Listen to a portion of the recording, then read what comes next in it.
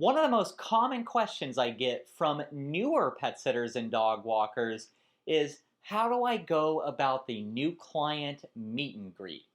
So, in today's video, we're going to talk about what you need to do before the meet and greet to set yourself up for success and to be able to lead the conversation while in the meet and greet. I'm going to give you a few of my tips to have a successful meet and greet and set the relationship up on the right foot.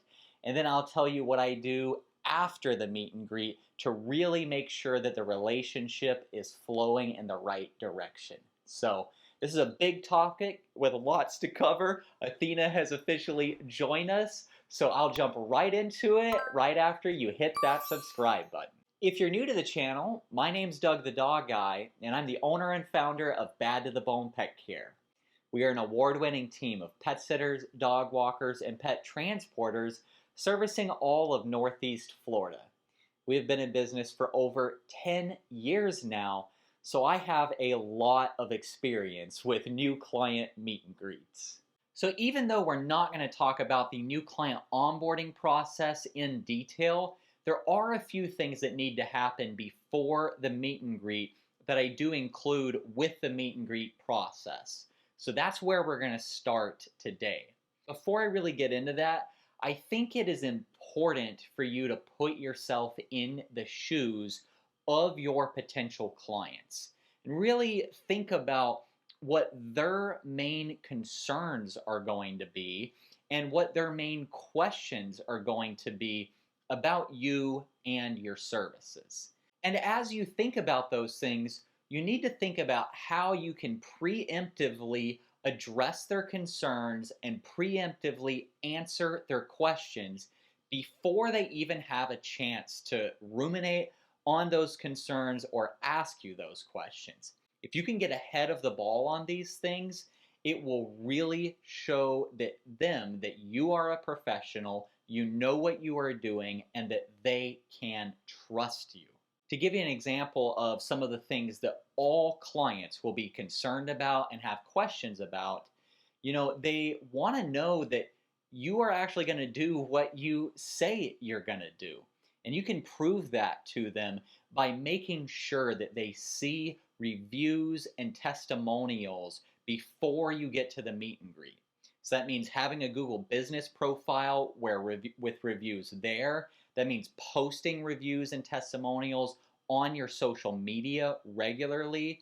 It means having these reviews and testimonials on your website. And you should also mention in your marketing and on your website and on all these other touch points that you are insured.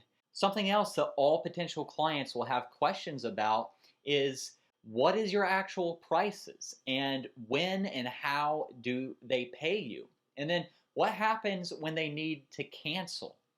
I think that your prices and that side of things should all be public on your website and in some of your marketing that they will see before they even sign up to become a client with you. And then your actual policies on when and how to pay, your cancellation policy, all of these other things need to be in writing in your terms of service document. And this leads me to my first big tip here, which is that you should have your clients read and agree to your terms of service before you even schedule the meet and greet. There's no point in wasting time of going over and meeting with a family if they're just not going to agree with how your cancellation policy works or how you handle vaccines or your payment policy or whatever it may be. These are things that you should all get on the same page on before you go to meet them. And if you use a software like I use, Time to Pet, you can actually upload your terms of service document and have them digitally agree to it on Time to Pet before you schedule the meet and greet. If you don't have software yet, then just email them your terms of service, and you can either have them sign it via email and email it back to you, or you can at least ask them to read it in the email and then do the signature in the meet and greet. But either way, you just need to make sure that they see and understand and agree to these policies before you go to meet them. Again, it'll preemptively answer those questions that they have, and it'll help show them that you are a true professional. You have your T's crossed and your I's dotted. And if you don't have a terms of service yet, I have made a full extensive video about the terms of service document and what needs to be included. That video is over on the Time to Pet channel, so I'll link that down in the description as well. Aside from getting them to sign your terms of service before the meet and greet and making sure that they've seen these testimonials and they know your prices and all of these kinds of things, you also need to get some preliminary information about their pets and the care that is going to be required before you get to the meet and greet. Getting this information ahead of time is what will allow you to show up and lead the conversation. I can tell you from having done many meet and greets in a lot of different ways over the years that if you show up without having any information about the pets and their care, you're going to end up just getting drug around their house for an hour while they ramble about all this different stuff. But if you have the information that you need beforehand, you can show up and you can say, you said here on my notes that Fluffy needs to be fed at 7 p.m. and that food is in the laundry room. Show me exactly where the laundry room is. Just anything that you can use to allow you to lead the conversation instead of them leading the conversation will again show them that you are the true professional, show them that you know what they are doing, and it will help save time for everyone. Because a lot of the time, clients don't know what we need to know. Only we know what we need to know to be able to do the job. So just get that information ahead of time. This is going to look different from business to business. In my business, we use Time to Pet for everything. And we require that our clients digitally sign our terms of service and fill out their pet's profile on the Time to Pet app before we will schedule the meet and greet. That way we have all this information beforehand. If you're not using Time to Pet, you could create like a little form for them to fill out that you email to them, or maybe even make just like a list of questions that you can text them and they can text you back the answers. Some of the main things that you're going to need to know here are what exact service do they need? When do they need this service? And then what is required within this service? Are you feeding the pet? Are you walking the pet? Are you grooming the pet? Are you giving medicines to the pet? All of these types of things, that's the information that you need to know before you show up to the meet and greet. The more details you can get, the better. If you're ready to get your business organized and streamlined and have a really good platform for your clients to submit scheduling requests and payments and all of these notes and instructions, and be able to provide your clients peace of mind through a timer and GPS tracker and a report card with every service, I would highly recommend that you check out Time to Pet. Time to Pet is the software that I use for my own business. I've used them for over 5 years now, and I could not operate my team of 30 plus pet sitters and dog walkers without Time to Pet. I do have a special discount code for you, where if you go to timetopet.com/Doug, you can save 50% off of your first 4 months.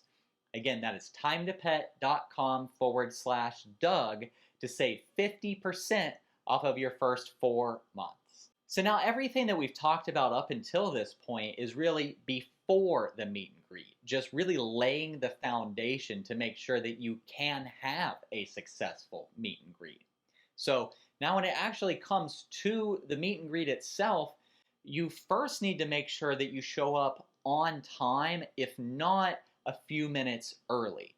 If you show up to that meet and greet late, they are going to automatically assume that you are going to be late for all of your pet sits and dog walks. This is their first experience with you and your business, and you have to make sure that this first experience is stellar. This is where you build the trust and you lay the foundation for the entire relationship to come. Not only do you need to make sure that you show up on time or early, but I would always recommend wearing a clean branded shirt.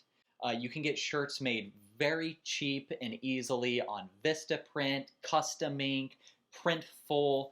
You can go to a local printer. There are tons of options online. And having this branded shirt will again immediately show the client that you are a true professional and that you take this seriously. As we talk about punctuality and your dress code and things like that, I think it's really important to just keep in mind here that the vibe and the energy that you put off and the way that you conversate with the client is very important. You want to be very warm and positive and loving and just full of gratitude in these meet and greets. This is going to look a little bit different for each of us, especially depending on what area of the country that you're in. But for me personally, this means taking a few steps back from their front door after I knock. That way I'm not standing right there when they open the door. It gives them a couple seconds to adjust. And then I immediately stick out my hand and say, "I'm Doug from Bad to the Bone Pet Care. It's so nice to meet you." And I shake their hand and I look them in the eye.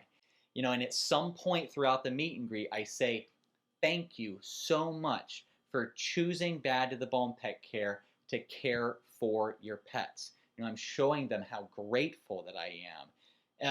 Before I walk into the house, I also ask if they would like me to take off my shoes before I enter. All of these little things that have nothing to do with pet care do make a lasting difference in the client's mind. Now, once you're actually in the meet and greet and the conversation is rolling, you need to make sure that you get any and all information that you need to properly take care of their pets and their home. Now, this may look a little bit different from business to business depending on what exact services you're offering and how you offer them. But really, at a bare minimum, you need to know how to access the home. I would recommend requiring a lockbox. That's a whole other conversation in and of itself. You need to know how, when, and where to feed each of the pets. And same thing goes with medications if the pets get medications. You also need to know who their emergency contact is and how to contact them if necessary. You need to ask about a home alarm system and surveillance cameras. And you need to know if anyone else is going to be accessing the home while you are there providing services. You should also really learn about the pet's quirks and their unique needs and desires to really make sure that you can keep them not just safe, but also happy during your services. Just to mention a couple of the little things that we ask in our meet and greets, we specifically ask what the exact route is that they want us to walk with their dog. We specifically ask what the dog's favorite toy is and what their favorite kind of treat is. We also ask if they would like us to leave the TV or music playing in between our visits. And if they say yes, we ask, what channel does your dog like? What music does your dog like? We try to get as many of these specific details as possible. And then as soon as we get home from the meet and greet, we are putting all of this in notes on their time to pet profile. That way we can really tailor the experience for each client and make sure that they are truly getting what they want and need with each one of our services. The meet and greet isn't just about you getting the information that you need, though. The meet and greet is also about ensuring that the client understands what they need to know about working with you. Remember here that this is your business. You set the policies. You decide how to operate. That's not on them. They don't get to tell you when they want to pay or how they want to pay or any of these things. This meet and greet is the chance for you to set the stage and tell them, this is how you can schedule services with me. This is when payments are due. This is when my office hours are. Just because we offer services, some of us offer services 24/7, 365, that doesn't mean that we need to be doing the administrative work 24/7, 365. It does not mean that we should be able to be contacted by our clients 24/7, 365. You lay out all of these parameters, these boundaries, these policies in the meet and greet.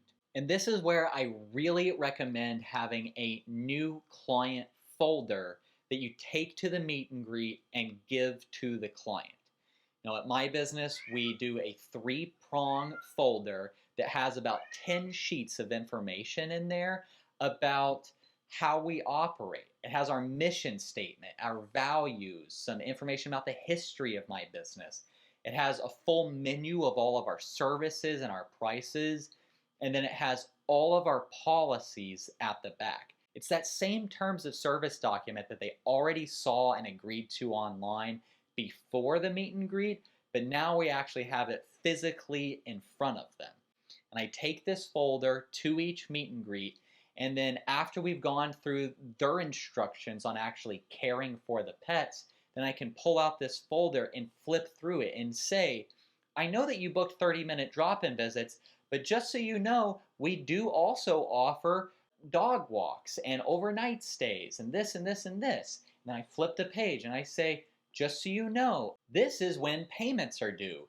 This is my cancellation policy, etc., etc., etc.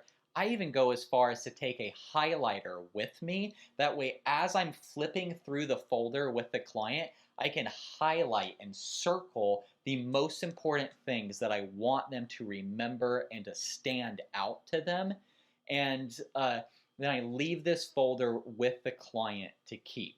Having all of this in writing and in a physical folder like this just really helps set you apart and show the client that you are a true professional, you know what you're doing, you have a set system here, and it also is something that will physically live in the client's home even when they don't need your services. And even when they aren't thinking about you and your business, they'll randomly come across that folder in their junk drawer one day and remember, oh yeah, they exist. I need to get back in contact with them to schedule services soon. I'm always trying ways to just make sure that my brand can live in their mind and show up in their lives even when they don't need us. It's that kind of more subliminal, subtle type marketing to our existing clients in this way that really will help prolong the relationship and lead to higher client retention down the line. As you're going through this folder and how you operate, you also need to make sure that they understand how to use your app. If you're using a software like Time to Pet, we specifically say in our meet and greets, I know you already set up your Time to Pet profile before the meet and greet, but I'd love to walk you through exactly how to schedule a service. So if you'll just pull up the app on your phone really quick, we'll walk through that together. That's a good chance for if they haven't downloaded the app yet, now they will download the app right in front of you, and then you can walk them through exactly how to use it. Now, this is especially important with older clients. With me being in Florida, I have a lot of older clients that need a little bit of extra hand-holding on how the app and the software works. So we just hit that right away in that meet and greet. Now that we've talked about all of that, I kind of want to wrap up this conversation about meet and greets with saying that eventually I would recommend that you rename the meet and greet to a new client consultation, and then you start charging for it. I know a lot of newer pet sitters call this meeting a meet and greet, and they do it for free to see if they are going to be the right fit for the client and vice versa. And I do see the benefits of doing it for free and going about it that way when you are a newer business. But as your business moves along here and you become more established, your time is valuable. And I do not think that you should be doing this for free, especially when you start hiring down the line. If you decide to hire down the line, you have to pay your employees for any and all time that they are working. And if you're giving away this service for free, then the money that you would pay your employee to go to this meet and greet would be coming directly out of your own pocket, which isn't fair to you. And through your marketing and phone calls and the information that's on your website and your social media and everything else, your clients should really be able to tell if you are going to be the right fit for their family or not before the meet and greet. And by rebranding it to this new client consultation and charging for it, it weeds out all of those clients that are just meeting with every pet sitter in town and looking for the best deal. I'm always trying to find ways to really just weed out those people that are just wasting our time from the get-go. So by charging for the meet and greet, you'll kind of weed out some of those people and make sure that you're attracting clients that take this seriously. And they'll view you more seriously and more professional because you're charging for this time as well. I'll say that I did free meet and greets for the first 6 or 7 years of my business. And then I started charging for them and started calling them new client consultations. And over the last 4 years of us doing that, we have gotten almost no pushback. And personally, I would never go back to doing these meetings for free. So again, there is no right or wrong answer to this. I know we're all going to have different opinions about this, but I'm just telling you how I do it. And I'm telling you what I would tell you if you came to me and you booked and paid for a coaching session with me. Now, after the meet and greet, I think it's really important to send a follow-up message. I think this is something that is often overlooked. But we always send a message about an hour after the meet and greet and say, thank you so much for your time today. We can't wait to take care of your pets soon. I put their names with the exact dates and services that we'll be offering.